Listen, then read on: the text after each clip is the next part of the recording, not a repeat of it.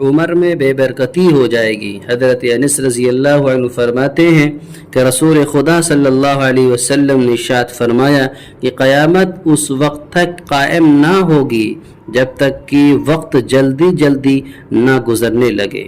پھر اس کی تشریح بھی فرمائی کہ ایک سال ایک ماہ کے برابر ہوگا، اور ایک ماہ ایک ہفتہ کے برابر ہوگا، اور ایک ہفتہ ایک دن کے برابر ہوگا، اور ایک دن ایک گھڑی کے برابر ہوگا، اور ایک گھڑی ایسے گزر جائے گی جس طرح آگ کا شعلہ یکایک بھڑک کر ختم ہو جاتا ہے۔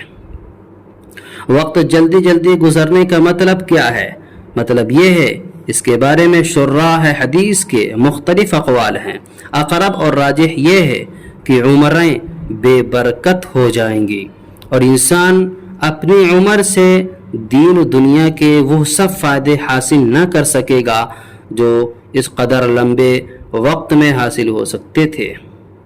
مصنف عرض کرتے ہیں کہ آئندہ عمروں میں کیا کچھ بے برکتی ہونے والی ہے، اسے تو خدا ہی جانے۔ اس وقت کا حال تو یہ ہے کہ جب مہینہ یا ہفتہ ختم ہو جاتا ہے تو فوراً خیال آتا ہے کہ ابھی تو شروع ہوا تھا، یکایک ختم ہو گیا، اور اس حقیقت سے آج کل کے انسان انکار نہیں کر سکتے ہیں۔